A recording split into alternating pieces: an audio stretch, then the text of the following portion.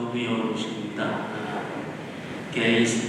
은총의 시기에, 이 사순 시기에 우리 영천동 원당교우님과 뜻깊은 시간을 갖게 돼서 참으로 기쁘게 생각합니다. 이제 사순 시기가 중간에 성도 접어들고 있고요. 우리가 매년 만나는 사순 시기이긴 합니다만 이 사순 시기라는 게 참으로 우리 신앙생활에 있어서는 굉장히 중요한 시기라는 걸 다 알고 계실 겁니다. 그래서 교회 전례력으로는 이제 부활을 앞두고 주님의 부활을 준비하면서 40일 동안 어떤 속죄와 무속의 시간이기도 하고 또 지난 삶에 대한 성찰 또 그러면서 또 하느님과 나와의 관계 속에서 음직이나 이렇게 우연하게 된 그런 관계를 깔끔하게 정리하는 정화의 시간이기도 합니다. 그래서 이 사순 시기는 참 우리 신앙생활에서 잠시 멈춤의 시간이기도 하고 또 기도의 시간이기도 하고 성찰의 시간이기도 합니다. 사순 시기에 흔히 많은 결심들을 하죠. 담배 피우시는 분도 계시고 술을 안 드시는 분도 계시고 절제하고 보석하고 다 좋습니다. 그러나 그 모든 행동들이 무엇을 위한 것이냐가 훨씬 더 중요하고요. 이 사순 시기 동안에 우리가 진정 고민하고 성찰해야 될 부분은 내 자신의 위치를 다시 찾는 거고요. 하느님과 나와의 관계 안에서 그 관계를 잘 살펴보면서 하느님과의 관계가 지금 어떤 상태에 와 있는가 이거를 살펴보고 하느님과의 관계를 다시 회복하는 그러한 시기입니다. 그래서 하느님과의 관계가 지금 어떻게 돼 있고 난 하느님과의 관계 안에서 내 자신이 지금 어디에 있는가 이거를 잘 살펴보고 성찰하는 시기가 이 사순 시기고 관계의 흠집 생길 때는 고치고 다시 복원하고 그런 노력을 기울여야 할 시기가 바로 이 사순 시기라고 볼 수가 있습니다. 제가 신학교 다니면서 계속 처음부터 들었던 얘기 뭐냐면은 마귀의 시기와 질투를 조심하라 이런 얘기를 많이 들었어요.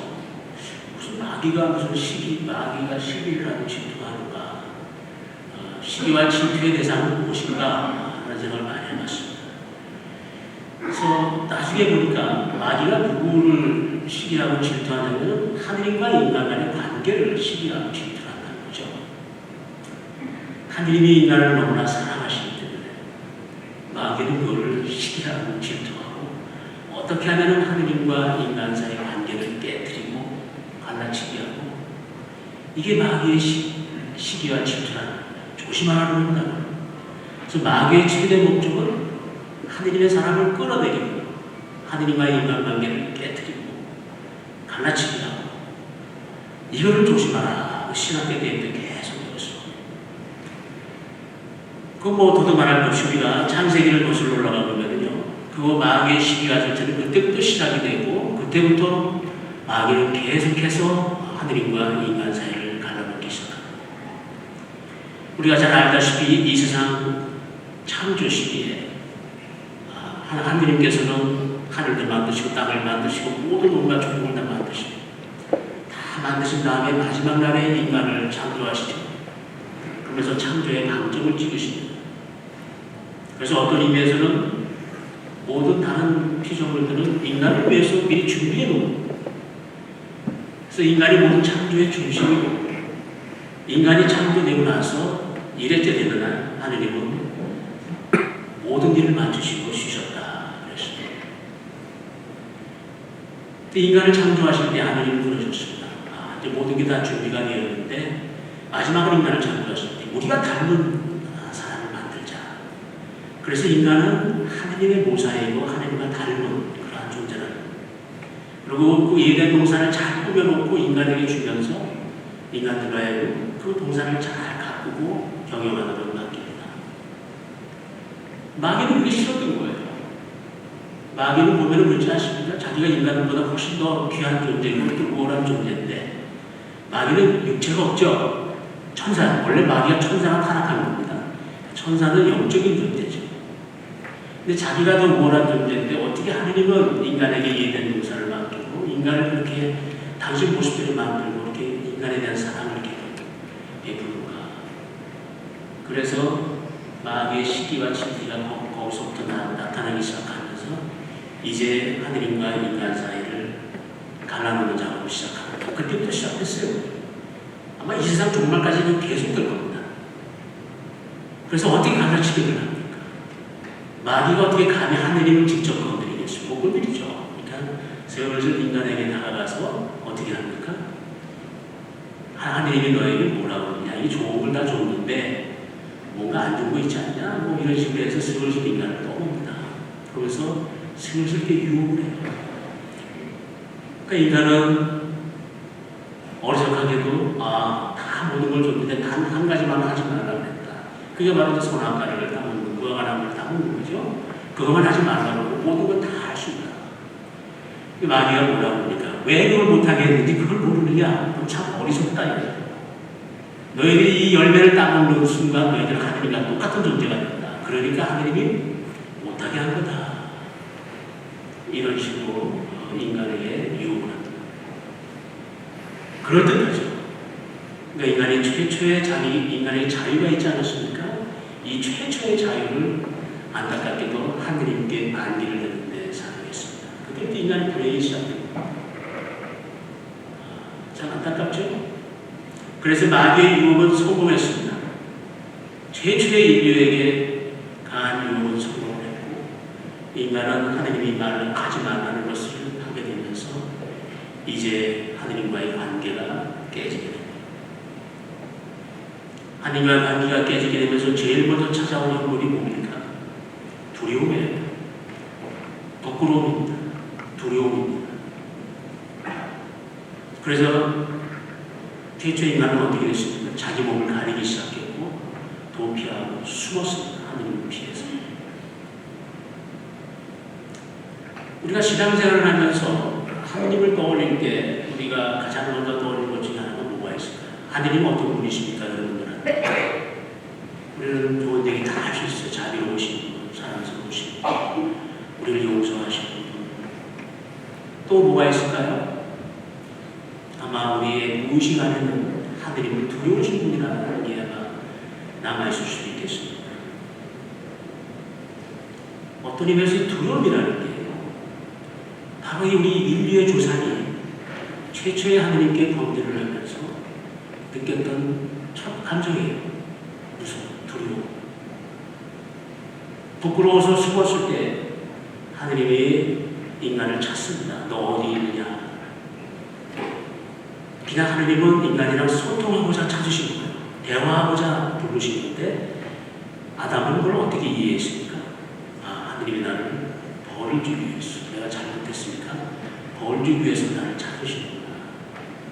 인간이 최초로 만들어낸 감정이 두려움. 이 두려움이 무의식적으로 대물림돼가지고 우리 안에 남아있습니다. 무의식적으로 있기 때문에 잘 의식을 못해요. 그렇지만 우리 모두의 저변에는 무의식 안에는 하느님은 좋으신 분이긴 하고 자유로우신 분이긴 하지만 무서우십니다. 심판하시고 벌을 내리시고 이런 것들이 항상 내가 하느님께 다가가는데 걸림돌이 되고 만행하는 것도 꽤 있습니다. 이런 걸 성찰해내야 돼요. 하느님 나에게 어떤 분이신가? 그런 두려움이 항상 가로막고 있는 한 하느님과 나하고 가까워질 수가 없고 부모와 자식 간에 두려움이 있어 보십시오. 어떻게 부모 자식 간에 가까워질 수 있겠습니까? 그런 거죠. 그래서 하느님과 나와의 관계를 잘 정립하셔야 됩니다. 주일미사 열심히 잘 나오고 기도생활 잘하고 신앙생활 잘하지만 저 무의식 안에 하느님께 대해 다가갈 수 없는 어떤 장벽이 놓여있기 때문에 우리는 결코 하느님과 제대로 소통할 수 없고 하느님과 가까워질 수가 없습니다. 이런 걸 성찰해내야 돼요.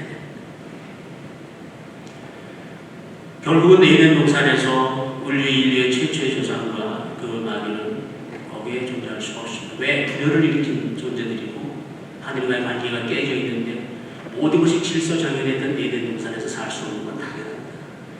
그래서 그들은 에덴 동산에서 쫓겨났다고 하지만 쫓겨날 수밖에 없는 것이죠. 그래서 에덴 동산을 나오게 됩니다.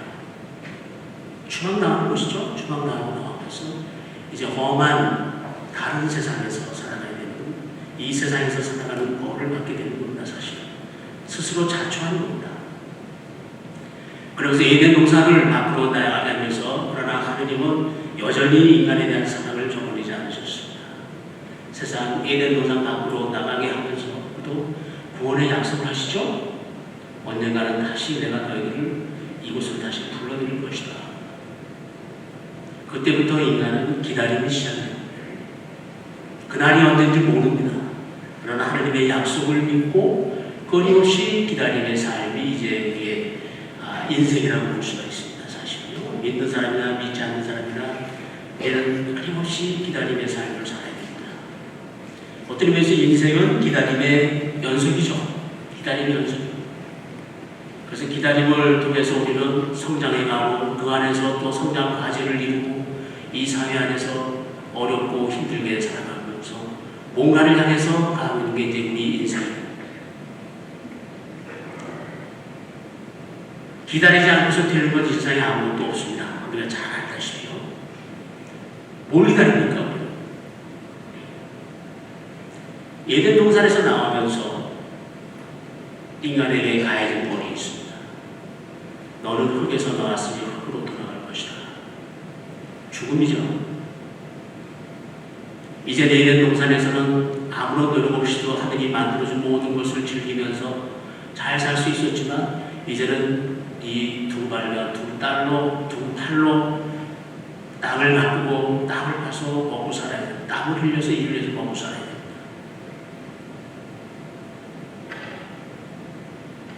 이 세상은 이제 마귀의 손아귀에 달려있습니다. 마귀도 에덴은 쫓겨나지 않습니다. 이 세상의 주인은 옛날에는 에덴 동산에서는 사람이었는데 사람이 마귀에게 굴복하게 되면서 이 세상이 이제 마귀의 손아귀에서 놀아나게 되고 마귀와 함께 끊임없이 갈등을 빚으면서 살아갈 수밖에 없는 존재가 되었습니다. 험한 세상이 된 것이죠. 힘들고 어려운 세상 속에서 끊임없이 인간은 이제 힘들게 이 세상을 살아가야 됩니다. 그러나 하나님의 약속이 있습니다. 그러나 언젠가는 반드시 너희들을 다시 되돌려 놓겠다.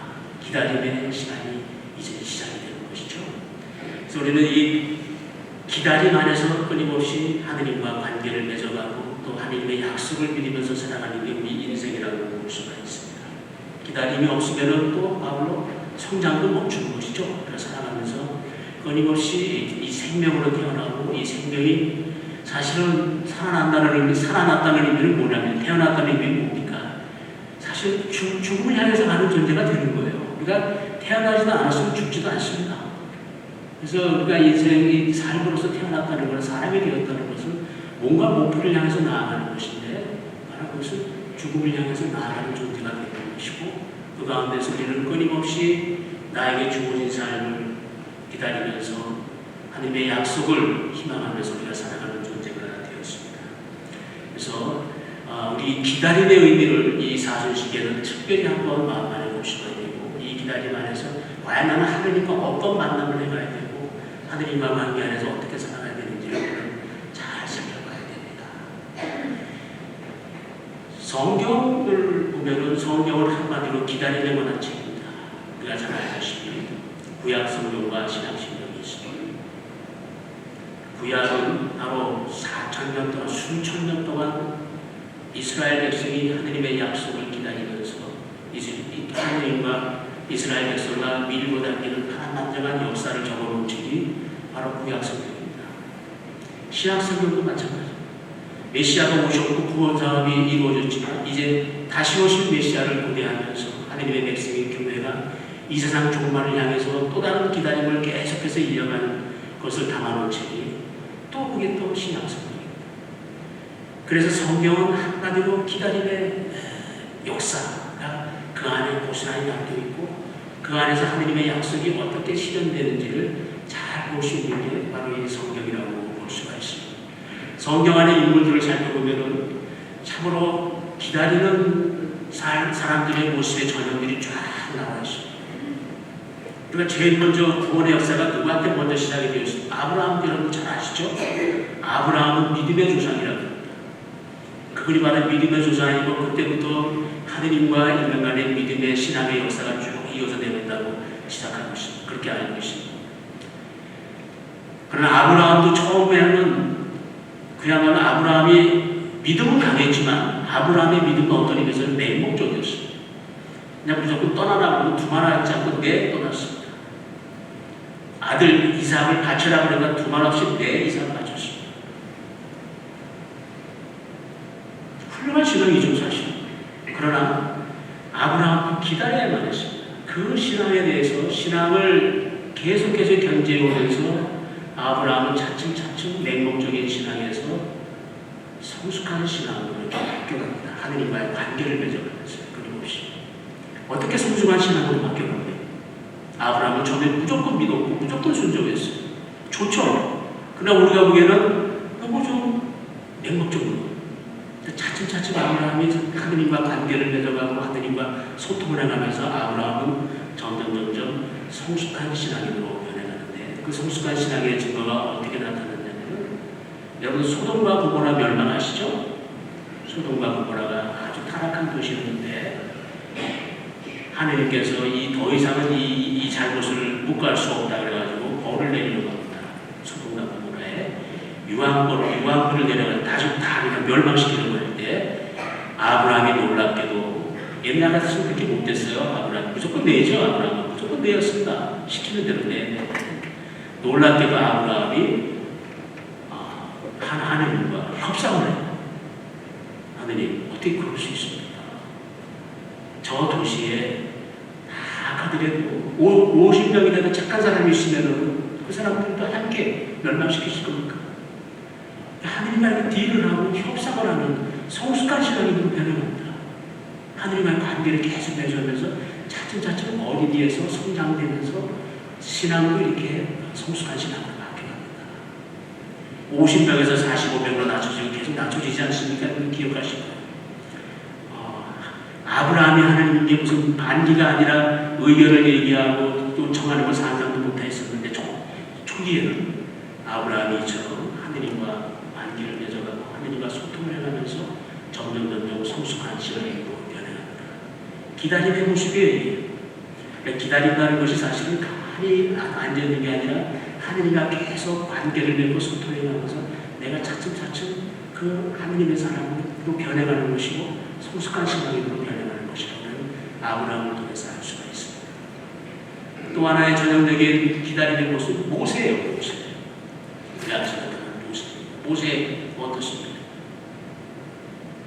이스라엘 백성들 에집트 종살이에서 끌어내서 가나안 땅으로 데리고 가는 임무를 맡았죠. 그런데 이스라엘 백성이 잘못하는 관계로 자그마치 광야에서 40년간을 보냅니다.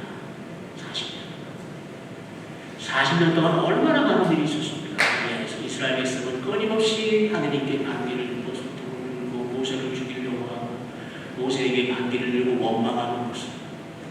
그럴 때마다 모세는 하느님과 직접 얼굴을 맞댄 사람이라고 했습니다. 얼굴을 맞대고 하느님과 소통을 하면서 그 모든 세월을 기다리고 하느님의 약속을 이루어요. 기다리는 사람의 모습이에요. 절대로 하느님과의 관계를 깨뜨리지 않고 끊임없이 하느님과 만나고 소통하고 이런 과정을 겪었던 것이 바로 모세의 모습입니다. 드디어 40년이 다 돼가지고 가나안 땅이 저 요르단강 건너편까지 왔습니다. 이게 강만 건너면 이쪽에 요르단 약속이 땅이에요. 근데 인간적으로 너무 안타깝게 모세는 결국 요르단강을 건너서 가나안 땅으로 가나요? 못 가나요? 못 갑니다. 너무 안타까워요. 너무 안타깝게 오직 모세를 40년 동안 광야에서 이끌고 그 말 안 듣는 목이 뻣뻣한 백성을 끌고 그것까지 왔는데 정작 요르단강을 못 가고 누구 사냐는 데 죽어서 묻히지 않습니까? 모세가 너무 안타깝죠? 모세의 그러한 삶의 그러한 기다림의 기적은 어떤 의미에서 그런 의미에서 인간적으로 봐서는 목적을 이루지 못하고 실패하고 말이에요. 모세가 그것을 알고 하느님께 기도합니다. 하느님, 저 땅에 저도 같이 들어가게 해 주십시오. 하느님 뭐라고 합니까? 안 된다. 너는 잘못한 게 있어서 안 된다. 그 잘못도 그 마사이 광야에서 물터에서 이렇게 물을 생수를 이렇게 목마르다고 막 백성들이 막 뭐라 그랬을 때 같이 덩달아서 막 하느님한테 막 몰아가는 거에 대해서 그 너무 대가를 치러야 되기 때문에 너는 적당히 못 들어. 근데 그 전에 백성이 더 잘못된 금송아지 만들고 막 우상 숭배할 때도 막 하느님 그 이스라엘 백성들한테 벌을 주려고 할 때도 모세가 밀고 빌어가지고 다 들어줬거든요. 멸망시키려고 하는 걸 처리하고 다 했어요. 했는데 정작 모세의 개인적인 청원이에요. 40년 동안 그렇게 백성들을 모집해서 이끌고 목적까지 왔는데 그것도 대단하게 해주면 얼마나 좋습니까? 정작 하느님은 모세의 개인적인 청원 안 들어주셨어요. 그럼 모세의 그러고 인생은 이걸로 끝나는 겁니까? 그러지 않습니다. 나중에 모세가 언제 또 나타나죠? 기억하십니까? 느보산에 묻혀가지고 근데 그 무덤은 아직도 어디에 있는지 아무도 몰라요. 그냥 죽어서 묻혔다고만 돼 있어요. 느보산에. 무덤은 어딘지 모르고. 근데 느닷없이 모세가 언제 또 나타납니까? 신약 성경에 나타나요. 어디서 나타나요? 기억하시고. 타볼산에서 예수님이 거룩한 모습을 변모됐다고 그랬죠? 변모됐을 때 예수님이 누구랑 같이 있었다고 그랬어요? 엘리야와 모세. 놀랍지 않습니까? 모세는 돌아가셨는데, 죽었는데, 무덤을 찾지 못했는데, 느닷없이 예수님 시대에 예수님이 거룩한 모습을 변했을 때, 모세와 엘리야와 예수님이 함께 계셨다. 이게 나와요. 엘리야는 어떤 분이었어요? 엘리야는 예언자였습니다. 구약시대 예언자, 모세 이후에 예언자였는데 엘리야는 살아서 그냥 하늘로 들려 올라간 사람이었어요. 살아서 그냥 휙 하늘로 들려 올라갔죠. 안 죽었어요. 엘리야는 살아있는 채로 하늘로 쭉 올라갔어요. 모세는 죽어서 묻혔는데 나중에 엘리야와 모세가 예수님과 만난 거였어요. 모세는 율법의 완성자고 율법의 상징으로 나타나 있습니다. 엘리야는 하느님의 말씀, 예언자의 상징이었습니다. 그래서 타볼산에서 예수님이 나타나시면서 이제 율법의 완성과 하느님의 말씀과의 만남이죠. 율법과 하느님의 말씀. 그걸 상징하는 것인지 모르겠습니다. 아무튼 그래서 이 모세가 기다리는 모습의 저녁이고 나중에 죽어서 묻혔지만 결국은 하늘나라로 가나안 땅보다 더 좋은 하늘나라로 올라가셔서 예수님과 특별한 만남을 갖는 존재가 되었다는 게 타볼산의 예수님에서 거룩한 모습의 경험에서 나타나고 있습니다. 이게 기다림의 모습이에요. 신학시대로 한번 넘어가 보죠. 신학시대 넘어왔을 때 예수님도 얼마나 많은 기다림을 세월을 했는지 모릅니다. 예수님은 자그마치 33년간을 지상에서 기다리셨어요. 30년은 조용히 기다리셨고 3년은 이제 하느님의 일을 하면서 또 기다리는 세월을 했습니다. 예수님이 하느님이시자 인간이시죠? 신성과 인성을 다 갖추고 계십니다. 예수님이 아무리도 하나님이시지만 똑같은 인간의 출생 과정을 겪으셨고 성장 과정을 겪으셨습니다. 그러면 예수님도 성장통을 겪으셨을까요? 아니면 살아가면서 이렇게 정체성의 혼란이라든가 위기 상황을 겪으셨을까요? 어떻게 생각하십니까? 인성이 있으시기 때문에 인간과 똑같은 우리가 죄를 짓지는 않으셨지만 우리와 똑같은 인간이셨다고 그러고 어린아이 시절부터 소년기 시절부터 청년기부터 다 그런 과정을 겪으셨다. 죽음까지도 겪으셨다고 그랬어요. 분명히 예수님도 자라가면서 소년기, 청년기 때 정체성의 혼란도 겪으셨을 것이고 반드시 겪으셨을 겁니다. 예수님의 가출 사건 잘 아시죠? 네, 예수님이 가출하셨죠. 예수님이 가출하셔서 부모님과 떨어져서 혼자서 이렇게 있다가 나중에 부모님한테 혼나지 않습니까? 인간으로 봐서는 혼란기예요. 청년기의 혼란. 내가 좀 뭘 해야 되나? 내가 누군가? 내가 좀 어른인가? 아닌가? 이런 혼란도 반드시 겪으셨어요. 이런 과정이 물론 이제 예수님의 소년기에 대해서는 성경에 잘 나타나 있지 않습니다. 하지만 분명히 예수님도 그러한 기다림의 시간이 필요했던 것이고, 그리고 부모님께 순종하면서 살았다고 했죠. 순종하면서 살았다는 것은 그 가운데서 기다림의 시간이 필요했던 것이고, 부모님으로부터 사람을 믿는 방법, 또 인간의 관계를 맺는 방법, 분명히 이렇게 배우고 이렇게 기다리면서 그것을 성장 과정으로 삼으셨을 겁니다. 예수님이 제일 많이 사용한 단어가 아버지예요. 아버지라는 단어를 얼마나 많이 사용하신지 모릅니다. 그 아버지는 하느님을 지칭하는 것이 성부를 지칭하는 것이기도 하지만 그 성부의 상의 이미지에는 자기의 생부인 요셉성인의 아버지 상이 각인되어 있을 겁니다. 어린 시절부터 아버지의 사랑, 아버지의 부모와 아버지의 사랑을 했어요. 그게 하느님 아버지의 상에 투영이 돼가지고 하느님 아버지를 점점 하느님 아버지를 받아들이게 되고 수용하게 된 힘이 바로 생부인 요셉성이라는 데서 받았다는 걸 알 수가 있습니다. 그래서 아버지라는 말은 수없이 얘기합니다. 요셉성이는 어떤 분이셨죠? 태양과 같은 분이셨어요. 요셉성이는 성경에 아무리 찾아봐도 한마디 말했다는 게 안 나와요. 요셉성이. 성모님은 말씀 많이 하셨어요. 성경에 보면 예야를 얘기도 하셨지만 요셉성이는 무슨 말인지 직접 하고 하나도 안 나오십니다. 그만큼 요셉성이는 침묵으로서 태산과 같이 예수님을 지탱해 주시고 이끌어 주시고 거기서 하나님에 대한 믿음 한마디 말씀도 없으셨지만 믿고 의지했던 것이 거기서 나왔던 것이고 그게 하나님 아버지에게 상의 투영이 되었던 것이죠. 예수님도 이처럼 기다림의 세월을 거부하지 않으시고 끊임없이 이제 공생활을 시작하시면서 잘 알다시피 광야에서 40일간의 유혹을 받으십니다. 그 쓰라린 40일간을 기다리십니다. 재밌는 게 에덴 동산에서는 이제 마귀가 하느님과 인간 사이를 갈라놓기 위해서 인간을 유혹하지 않습니까? 그래서 성공을 하죠. 그 똑같은 마귀입니다. 똑같은 마귀가 이제 예수님을 직접 유혹해야 하죠. 직접 유혹하면서 예수님의 인성을 지배하게 공격합니다. 40일 동안. 예수님은 신성과 인성이 신비로운 결합을 이루시는 분이라고 했습니다. 신성을 어떻게 감히 공격을 할 수 있겠습니까? 예수님의 인성을 가지고 지배하게 공격을 해가지고 이제는 신성과 인성을 갈라치려고 뛰어놀라고.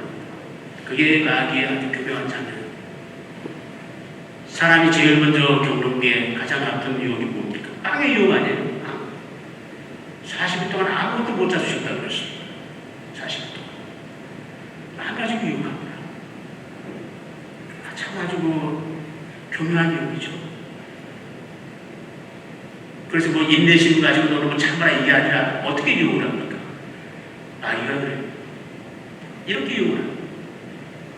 너 하느님 아니냐? 당신 하느님 아니십니까?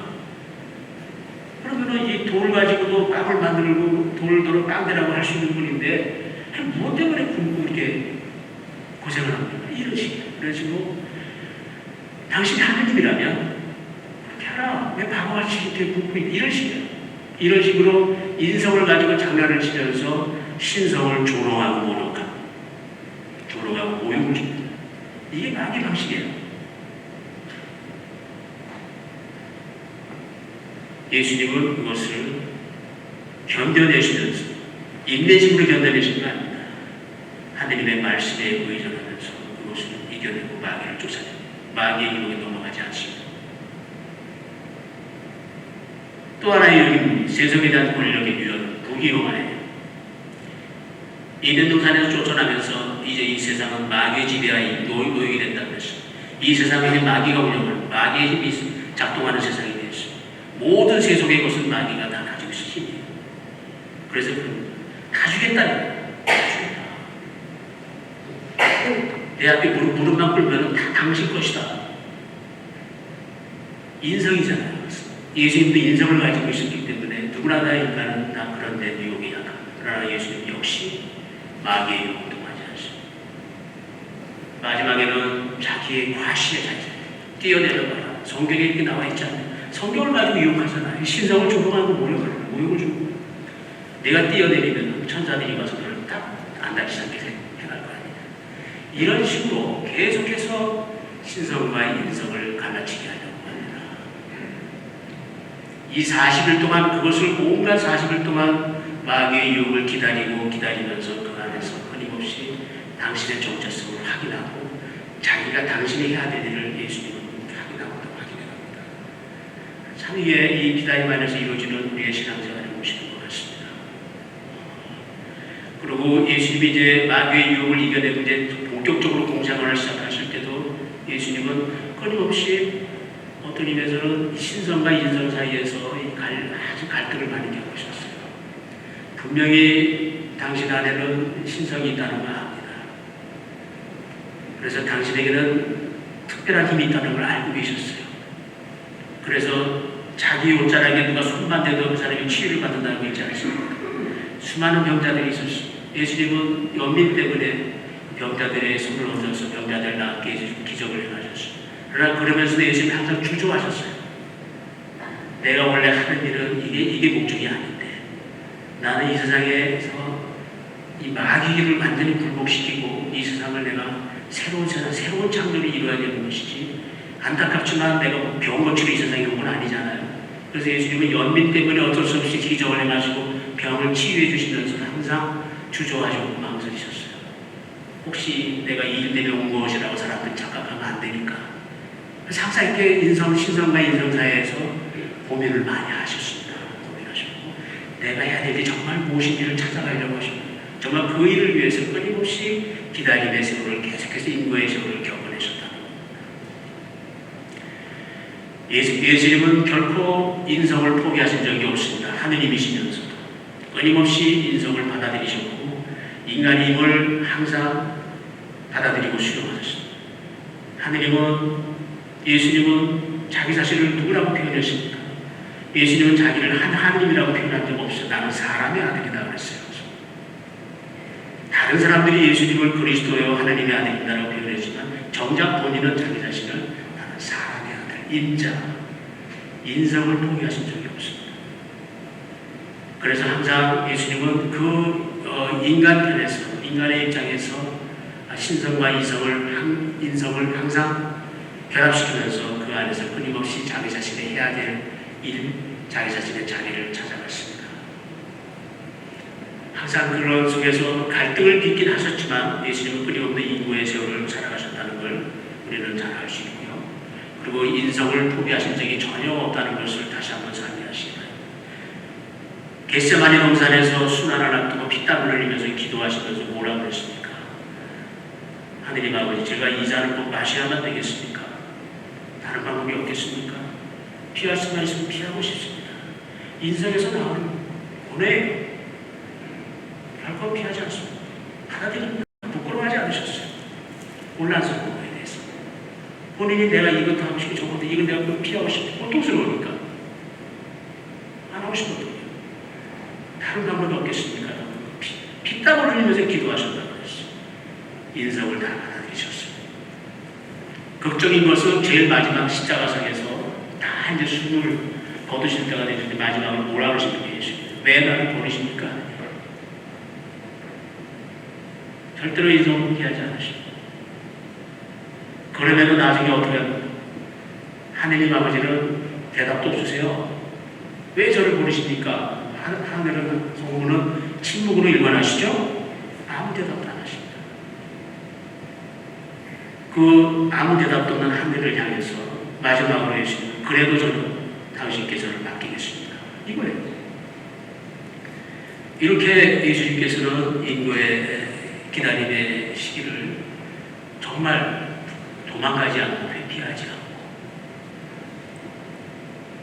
인생의 모든 것을 다 받아들이시고 기다림을 회피하지 않습니다. 그 안에서 정체성의 혼란도 겪고 위기도 겪고 내가 가야 할 게 정말 이 길인지 때로는 의심도 들고 인생의 영향이죠. 그게 때로는 힘들었지만 그것을 부정하지 않고 회피하지 않았습니다. 인성을 신성으로 슬쩍 덮지도 않으셨습니다. 힘들 때마다 신성을 슬쩍슬쩍 발휘하지 않으셨어요. 여러분들 아까 오다가 그 책 있잖아요. 밖에서 파는 책에 보면은 그런 일화가 하나 있습니다. 예수님이 소년 시절에 성경에도 나와 있죠. 예수님이 요셉의 아버님이 목수라 그러셨잖아요. 목수였는데 그런데 예수님도 소년 시절에 아버님 따라서 목수의 일을 배우셨어요. 이렇게 배우셨고 당연한 겁니다. 예수님도 그런 똑같은 성장 과정을 겪으셨습니다. 목수의 일을 쭉 하는데 이제 요셉 성이 무슨 일을 줬어요. 목동이니까 나무를 잘라서 이렇게 맞춰서 뭐 해라 이런 경우를 줬는데 예수님이 열심히 하는데 나무가 이만큼이 작아요. 사이즈가 딱 맞추려면은 이 나무가 이만한 사이즈가 되는데 이만한 사이즈가 조금만큼 모자라요. 예수님이 유혹을 받으시죠. 신성을 발휘하려고. 그래서 나무를 손으로 쭉 이렇게 손으로 늘렸어요. 기적을 일으킨 거죠. 아니면 뭐 다른 나무 갖다가 또 해야 되니까 귀찮으니까 약간 짧은 나무를 손으로 쭉 늘려가지고 딱 맞췄다는 게 나와요. 그랬을까요? 그게 여러 그 사례, 성경, 옛날에 그 사막에서 발견된 성경에는 그런 기적이 나와요. 예수님이 이렇게 소년 시절부터 기적을 발휘하셔서 요만한 나무를 길게 손으로 늘려서 맞춰서 뭐 집을 잡고 뭘 만들었다 이러지 마. 그거는 다 이제 거짓말이다 이거예요. 예수님은 그러시지 않으셨다는 겁니다. 즉시 조금씩 가끔씩 그냥 슬쩍슬쩍 신성을 발휘해서 그냥 뭐 이렇게 너무 힘들 때 살짝 하지 절대로 그런 거 안 하셨다는 겁니다. 예수님은 오직하게 인간으로서의 모든 것을 받아들이시고 기다리시는 그런 삶을 사셨다는 것을 우리는 분명히 알 수가 있습니다. 그래서 우리는 이런 거를 이 사순시기 동안에 성찬하면서 우리의 기다림의 삶도 예수님 하물며 예수님도 하느님의 뜻을 이루시기 위해서 이렇게 무단한 기다림의 삶을 겪고 인고의 소를 겪으면서도 타협하지 않으시고 신상에 타협하지 않습니다. 무직하게 인간으로서 최선을 다하고 성장통을 겪고 정체성의 위기를 겪으면서까지 하느님이자 인간으로서 100% 완벽한 삶을 사셨다는 것을 우리는 알 수가 있습니다. 그래서 이러한 삶을 우리는 끊임없이 인고의 삶으로서 겪어내야 한다는 것을 우리는 이 사순시기에 다시 한번 성찰해야 됩니다. 제가 파푸아뉴기니아에서 7년간 선교사로 살았습니다. 86년부터 92년까지. 그때 뭐 40년 전이죠. 86년에 갔으니까 40년 좀 안 되군요. 지금도 파푸아뉴기니아는 뭐 원시 사회라고 보면 됩니다. 이제 전기가 조금씩 들어가기 시작하고 있고요. 근데 뭐 40년 전에는 오죽했겠습니까? 말도 못한다. 지금 아주 뭐 열악한 곳이었죠. 그래도 이제 선교사이기 때문에 가는 겁니다. 갔는데 사실은 지금 시각으로 보면은 어떻게 거기서 내가 견뎌내고 살았을까? 지금 가려면 못 살 것 같아요. 못 갈 것 같은데 그때는 정말 뭐 신부대에서 있는 건 10쪽밖에 없으니까 그냥 그야말로 아브라함처럼 가라 그냥 간 거였어요. 그래서 그러니까 사실 무식하면 용감하다는 말이 있죠. 모르니까 살겠더라고요. 모르니까 그러려고 삽니다. 그러려고 사는데 그래서 그래서 아무튼 거기서 끝까지 견디고 살았어요. 살고 뭐 열대 지방이니까 적도에 걸친 선단한데요. 온갖 해충하고 풍토병에다가 말라리아도 많이 걸렸고 종부성사도 받았고 거기서 그때 종부성사를 받았는데 제가 또 말라리아 걸려서 이게 족도를 해가지고 종부성사 받고 나서 지금까지 건강해요. 종부성사 받으면 건강해진다는 사람이 있죠. 제 케이스입니다. 제가 32살에 종부성사 받았어요. 거기서 종부성사 주는 중에 제가 깨어났어요. 깨어나서 지금까지 아주 건강합니다. 그래서 아무튼 그런 시간들을 겪어내고 제가 인내했다고 생각하진 않아요. 그냥 살았어요. 그냥 살았고 그러려니 하고 사니까 살겠더라고요. 근데 지금 그 이후로 제가 몇 번 이제 총장이 돼서 방문도 하고 해봤는데 내가 여기서 어떻게 살았지? 이런 생각이 들고 아직까지도 그렇게 열악한 곳입니다. 근데 제가 그곳에 가서 느꼈던 것은 뭐냐면 제가 그곳에 가봤더니 저보다 한 100여 년 전에 이미 유럽에서 선교사들이 왔어요. 그곳으로.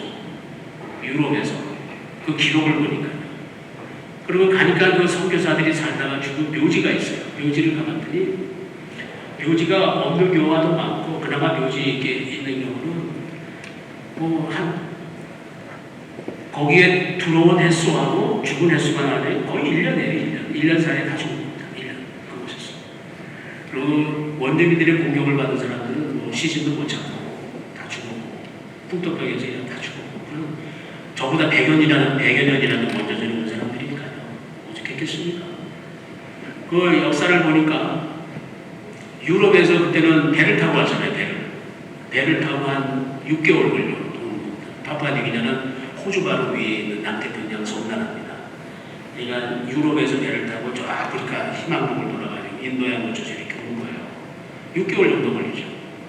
그 대부분 한 30%는 배 안에서 죽어요. 배 안에서. 얼마나 힘들겠습니까? 풍력 그 배를 타고 오는 거니까요. 그래서 배 안에서 이미 뭐 한 30% 정도는 죽습니다. 병에 걸리고 이래가 죽죠. 가까스로 파푸아뉴기니아 도착하면은 원주민들의 또 공격을 받아서 또 죽고 가까스로 살아남은 사람은 이제 풍토병에 또 죽고 그렇게 죽었습니다. 근데도 끊임없이 갔습니다. 유럽에서 선교사들이 잘 살겠거니 하고 생각해도 후배들은 보니까 선배들이 가기도 전에 배에서 죽는 사람 많고 도착하자마자 다 죽고 그래서 왜 가냐 우리도 가면 똑같이 됐을 텐데 이런 운명을 가지고 아무도 안 가려고 했겠지만 그러나 그렇지 않았어요. 그들은 끊임없이 그곳으로 가고 그렇게 선교의 역사가 이어지고 있고 오늘날까지도 이제 다른 수도의 선교사들 또 한국 우리 외곽선교의 선교사들도 벌써 80년부터 그곳에 들어가서 아직까지도 열심히 지금 12명이나 되는 우리 선교사들이 그곳에서 살고 있습니다. 기다리지 않고 이루어지는 건 아무것도 없습니다. 기다리면 아픔이고 희생일 수 있고 또 그 가운데서 우리가 보기에는 저 무모한 인생이라고 볼 수 있어요. 아니 선교지가 선교지 땅도 못 밟고 죽었는데 뭐하러 말이야 무슨 무의미한 거냐 이게 인간의 시각으로는 그럴 수 있습니다. 결실도 없고 의미도 없는데 뭐하러 말이냐 이런 생각을 가지고 그러나 그들이 인간적인 시각으로 봐서 아무것도 한 것이 없는 것처럼 보이지만 그들의 그러한 항해하는 기간 내내 그들은 특별한 하나님과의 만남을 가지고 있는 겁니다. 틀림없이 배 안에서 죽든 어디서 죽든 그것을 끈질기게 이어지게 돼 있어요. 하나님과의 특별한 만남을 하고 우리가 생각하지 못하는 새로운 방식으로 만남을 받고 우리가 가치 부여를 안 하는 것에 대해서 특별한 가치 부여가 되면서 그들은 남들이 생각하지 못하는 것에 의미를 두고 살아갑니다. 우리 삶은 그렇게 살아가는 겁니다. 사실. 특별한 만남을 기대하면서 하느님과의 관계하고 소통하면서 어느 누구도 상상할 수 없는 기쁨을 그들만이 찾습니다. 거기서 아무도 생각하지 마. 나와 하느님과 특별한 만남을 가지고 있고 아무도 그 기쁨을 몰라요. 나만 아는 거예요. 그 힘으로 살아가는 겁니다. 하느님과의 특별한 만남을 잘 준비하시고 하느님과의 관계를 잘 준비하고 하느님과의 만남을 잘 준비하는 것이 우리 사순시기에 우리가 해야 될 일이고요. 그것을 미리 잘 해야 됩니다. 기다림이 없이는 사람은 죽는 겁니다. 기다림 안에서 의미를 못 찾으면 죽는 겁니다. 살 이유가 없어요. 제가 그 책에 보면은요, 우울증에 관한 책인데요. 우울증의 증상이 상당히 많이 있습니다. 식욕도 떨어지고 잠도 못 주무시고 의욕도 죄의식도 막 생기고 불안하고 초조하고 여러 가지 우울증의 증상들이 꽤 있습니다. 인지의 장애도 오게 되고 수면장애 오게 되고 체중 장애도 오게 되고 과도하게 과식하고 폭식하고 아니면 또 거식증도 생기고 여러 가지 우울증의 증상들이 많이 있습니다. 다양하게 있는데 그 중에서도 가장 우울증의 증상으로 볼 수 있는 것은 무기력증이에요. 무기력증이라는 게 뭡니까? 손가락 갖다 하기 싫은 거. 손가락 갖다 하기 싫어. 숨 쉬는 것도 귀찮을 정도예요. 상담하다 보면 숟가락 하나 드는 것도 힘들어서 귀찮아서 안 해요. 그냥 의욕이 없어요. 기다릴 게 없습니다, 인생에서. 기다릴 게 없으면 어떻게 되는 거죠? 그냥 죽는 거예요. 가만히 있는 거예요. 가만히 있는 겁니다. 우리 삶 안에서 기다림이 없다는 것은 그야말로 우리는 삶의 동력을 잃게 되는 것이고, 그게 우울증의 가장 큰 증상 중에 하나가 바로 그건 무기력증. 그런 것이 우리 삶 안에 지금 많이 퍼져 있습니다. 요즘에 우리 세상 안에서 우울하다고 하는 사람 많잖아요. 우울해. 근데 우울증하고 우울 증상하고는 좀 달라요. 우울 증상은 누구나 있을 수 있습니다. 그건 살아가면서 정상적인 반응이에요. 힘들면은 우울하지, 일시적으로 힘들고, 또 슬픈 사건이 있으면 좀 우울해요. 그건 우울 증상이에요. 그러다가 많은 겁니다. 조금 지나면 좋아지고 다시 회복되는 건 괜찮아요. 그건 정상적인 반응이지만, 우울증은 다릅니다. 근데 병이 되는 거예요. 그거는 특별히 우울해할 필요가 없는데 그냥 우울한 거예요. 그냥 우울하고 그냥 무기력하고 다 만사가 귀찮고 싫어지고 이런 것들이 있을 때는 심각하게 그것을 바라보셔야 되고, 그야말로 필요하면 누가 상담도 하셔야 되고 그래야 될 겁니다. 그래서 우리 삶 안에서 기다릴 대상이 있다는 것, 뭔가를 기다리고 있다는 것은 우리한테 굉장히 중요합니다. 하느님은 인류의 첫 조상을 에덴 동산에서 내쫓으면서 뭐라 그랬습니까? 기다리라고 했어요. 약속을 기다리라. 언젠가 내가 너희를 다시 찾아올 것이다. 계속까지 이어지고 있는 겁니다. 우리 삶 안에서. 다른 모습으로 우리를 끊임없이 기다리고 젖술에 배우지 않습니다. 인간만큼 성장이 더딘 피조물도 없습니다.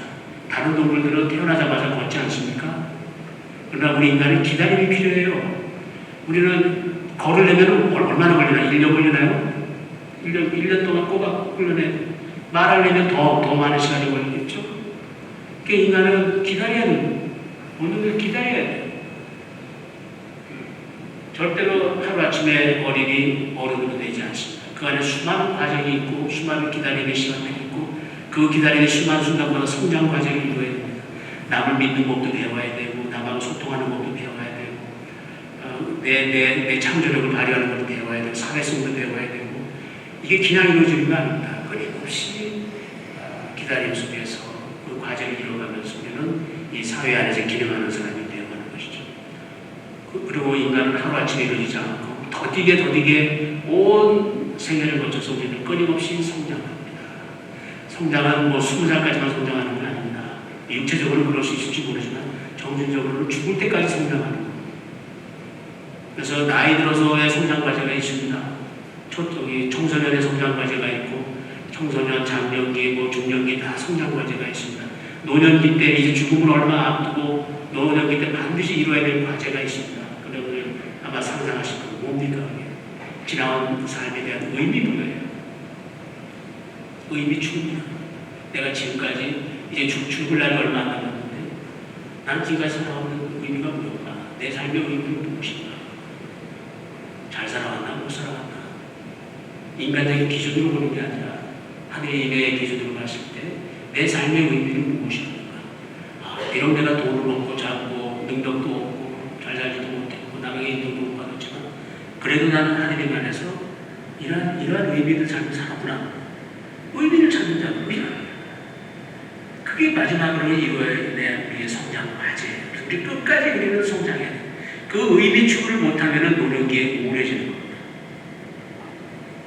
힘들어지는 노인 우울증이 많아요. 왜 그럽니까? 자기 삶에 대한 의미를 못 찾아서 그래요. 그냥 실패작 같아요. 나의 삶이. 난 이런 것도 하나도 없고, 하나도 없고, 내 인생은 정말 실패작 같아. 그래서 이 세상 세속 기준으로만 봐서 그래요. 세속 기준으로. 하느님과 만남을 가지셔야 돼요. 하느님과 만남을 가지시고 기다림 안에서 하느님과 만남을 가졌을 때 이 세속의 기준으로 나를 판단하는 것이 아니라 나의 삶의 의미를 찾게 됩니다. 하느님 안에서. 그래, 나는 세속 기준으로는 공부도 잘 못했고 뛰어나지 못했고 돈도 없고 이런 성공을 없지만 그래도 나는 하느님과 소통 안에서 하느님 안에서 적어도 하느님은 나의 이정을 알아주실 것이고 그래도 나는 이렇게 살아온 것이 내 나름대로 하느님의 뜻 안에서 하느님이 나라는 존재를 필요로 했기 때문에 내가 이 세상에 태어난 거 아니야. 그런 생각을 가지고 계셔야 돼요. 나 같은 존재 뭐 없어도 되지 않았을까? 내가 태어나지 않아도 뭐 이 세상 굴러가죠. 나라는 존재 왜 필요했을까? 그러면 세속의 기준으로 봐서는 내가 없어도 상관없어. 세상은 굴러갑니다. 그러나 하나님은 내가 있는 세상을 원하셨고 나를 필요하셨다. 이 의미 찾기예요. 의미 찾기. 그럼 하느님 보시기에는 하느님 나를 꼭 필요한 존재구나. 내가 빠진 세상은 완벽한 세상이 아니구나라는 의미를 찾아갔을 때 우리는 정말 이 어렵기에도 밝게 우리의 삶을 받아들이고 수용하는 자세가 돼요. 그러한 의미주가 됐을 때 우리는 죽음이 두렵지 않습니다. 나는 의미 있게 살아왔고 이제 죽음은 더 이상 우리에게 가해지는 가혹한 징벌이 아니에요. 내 삶에 대해서 의미를 찾게 되고 하나님과 소통 안에서 내 삶의 새로운 의미를 찾았을 때 죽음은 이제 기다림의 대상이 될 수 있고 저 죽음 너머의 세상까지도 우리는 희망할 수 있게 되는 것이죠. 그러한 삶을 우리는 살아야 된다. 사순시계는 그러한 삶을 준비하는 거예요. 어떤 의미에서 인생 전체가 사순시계라고 보시면 됩니다. 끊임없이 하나님과의 만남을 추구하고 만남 가운데서 내 삶의 의미를 추구하고 그렇게 살아가는 게 우리의 사순시계 우리가 해야 될 일이라고 생각합니다. 그 의미 있는 만남에 있어서 가장 좋은 사례가 하나 있는데 그거에 대해서만 말씀드리고 마무리 짓도록 하겠습니다. 지난주에 복음이 여러분들 아시다시피 시카고 우물가에서 예수님과 사마리아 여인이 만나는 거 기억하시죠? 네, 그 만남을 다시 한번 떠올려 보십시오. 얼마나 하느님이 그 만남을 위해서 공을 들이는지 보십시오. 그 사마리아 여인은 자기 인생에 그런 만남이 있을 줄 꿈에도 몰랐을 겁니다. 사마리아 여인은 늘 해오듯이 물길로 나갔을 뿐이에요.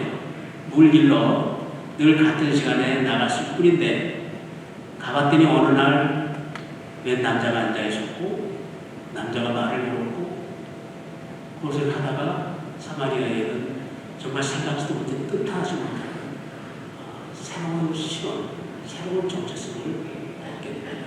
놀랄만한 변화를 이전의 삶의 의미, 무의미한 삶이 하루아침에 바뀝니다.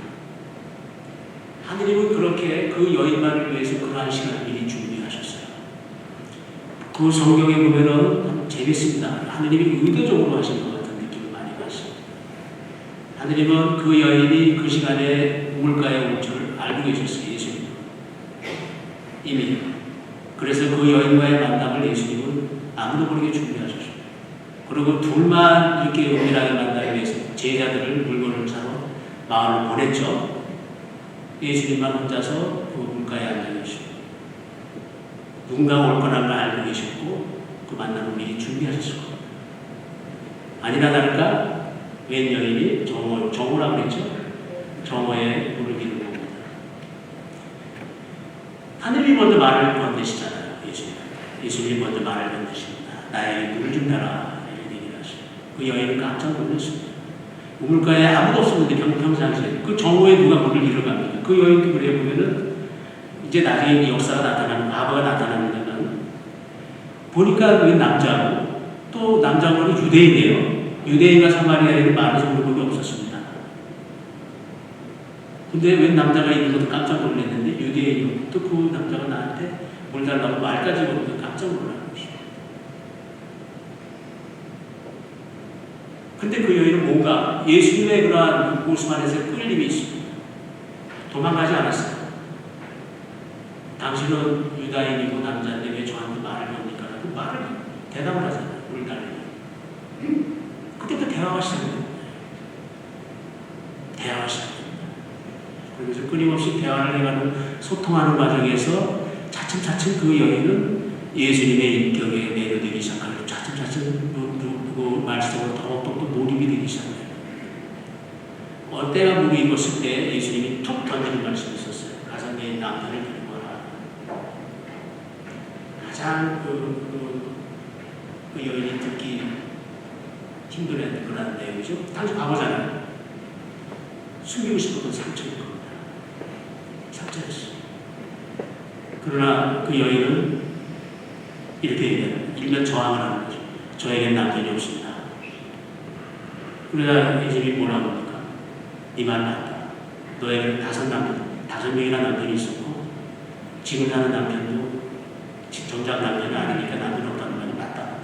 얼마나 맞다. 예수님이 왜 이렇게 상처 같은 걸 건드렸을까요? 상처는 드러내야 치유가 되는 거죠.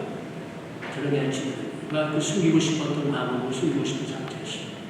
아마 그것 때문에 그 여인이 그 마을에서도 인정을 못 받았고, 아낙네들이 물을 밀어나는 게 되게 오전에 나올 텐데 홀로 관계를 피하고 홀로 아무도 없을 때 홀로 물 기르러 갔는지도 모르겠어요. 그렇게 사람들하고 관계를 단절하고 살아왔고 과거의 상처 속에 묻어서 살았던 여인이었을 겁니다. 예수님은 그 상처를 비난하는 게 아니고 끌어내서 망쳐주려고 한 게 아닙니다. 상처를 보고 직면하고 그 상처에서 딛고 일어나야 된다. 치유를 드러내, 건강하게 드러내. 예수님은 그것을 말씀하죠. 그 여인은 처음으로 자기조차도 보기 싫었던 자기 과거의 상처를 드러내면서 치유를 합니다. 그러면서 대화는 하느님 얘기로만 발전해요. 예배하는 장소가 어디고 어디가 발전해가죠. 발전해가면서 점점 이제 그 여인은 이제 그야말로 구세주이신 예수님과의 특별한 만남을 갖게 되고 소통을 하게 됩니다. 얼마나 인생을 통해서 이러한 시간이 오기를 그 여인을 기다림이 섭섭했는지 모르겠어요. 그 여인의 삶 안에서 이런 시간이 올 줄 누가 알았겠습니까?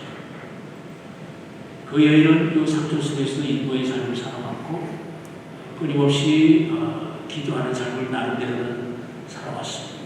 그래서 예수님과 대화가 무르익자 하느님 얘기도 하고 예배 얘기도 하고 위로받고 싶었고 자신의 삶에 대해서 어떤 새로운 삶을 대한 희망을 갖고 싶었고 그랬습니다. 예수님은 그 여인의 상처를 보듬고 드러내면서도 보듬고 치유해주면서 끊임없이 그 여인과 대화를 해요. 결론이 어떻게 납니까? 그 여인은 물을 기르러 왔는데 물더기를 그냥 내버려두고 마을로 그냥 갑니다. 다시 돌아가서 물병을 정작 까맣게 잊어버리는 사람들에게 나는 메시아를 만난다. 우리 선교학에서는 그 여인이 최초의 선교사라는데요. 이방인의 선교사.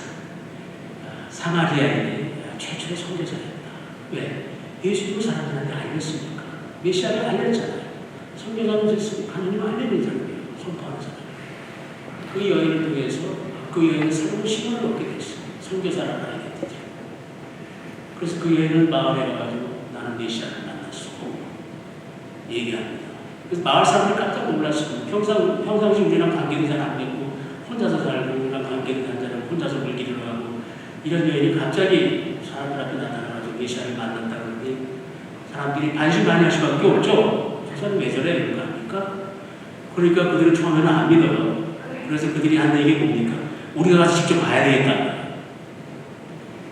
그 사람들이 직접 예수님께 가서 보니까 사마리아 사람은 아니고 정말 이상한 뭔가 이상한 풍기 포스가 있는 거 풍기는 것을 느끼죠. 사람들도. 그 사람들이 당장은 예수님 메시아를 이럴 때 반신반의하고 믿지 못하지만 그래서 그들이 어떻게 합니까?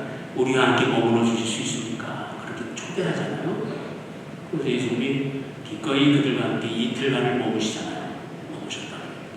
예수님이 항상 사람 부를 때 그래서 와서 가라.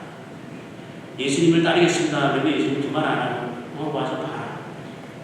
같이 지내자. 이거죠. 머물면서 기꺼이 그들과 함께 이틀간을 머물면서 무슨 얘기가 와갔는지는 성경에 나와 있지 않습니다. 그러나 이틀간에 하느님과 함께하는 삶을 그 사마리아 마을 사람들이 다 그 여인을 통해서 여인이 계기가 돼가지고 예수님과 만나는 삶을 이렇게 살고 거기서 예수님과 소통을 하고 만나게 돼요. 그래 그 다음에 이제 결론이 이렇게 나죠. 이제 우리는 당신이 우리에게 말해서가 아니라 우리가 직접 하느님과 함께 만나고 하느님과 함께 이틀밤을 같이 보내고 나니 우리는 정말 이분이 메시아라는 것을 알게 되었다. 이게 이제 새로운 하느님과의 만남이에요. 이게 우리 모두가 이제 이러한 만남을 우리 희망해야 돼요. 기다려야 돼요. 기다리면 이제 결실이 맺을 겁니다. 여러분들 각자의 삶 안에서. 각자의 삶의 만남의 색깔은 다 다릅니다. 내가 얼굴이 다르듯이 똑같은 사람 없잖아요. 삶의 역사가 똑같은 삶의 역사 없습니다. 다 다른 역사 가지고 있어요. 좋은 역사든 슬픈 역사든 나쁜 역사든 그 가운데서 하느님은 나만을 위해서 특별한 만남을 준비하고 계신다. 이 사마리아 여인처럼. 사마리아 여인의 자기에게 이런 사람이 있을 꿈에도 몰랐을 겁니다. 그걸 하루아침에 오는 거 아닙니다. 어느 시점까지 끊임없이 인고의 세월을 기다림을 그 기다림 안에서 끊임없이 하느님과의 그 만남을 기대하고 하느님과의 만남을 희망을 가지고 살아가야 할 때 어느 한순간 나에게 뜻하지 않은 하느님의 손길이 다가올 것이고 하느님의 방문이 나에게 이룰 것을 모르겠습니다. 그래서 우리는 이 사순시기를 맞이하면서 이 사순시기는 바로 하느님과의 새로운 관계를 맺기 위해서 준비하는 시간. 그러기 위해서 내 자신이 이제 그 어디에 있어야 되고 또 어떠한 삶을 살아야 되고 어떠한 기다림의 삶을 살아야 되는지를 끊임없이 성찰하는 시기가 이 사순시기라고 볼 수가 있습니다. 그래서 하느님과의 만남을 잘 준비하시기 바라고 이번 부활절 때는 정말 여러분의 삶 안에서 자그마한 또 하느님의 체험, 하느님의 부활 체험이 여러분의 삶 안에서 꼭 이루어지기를 소망합니다.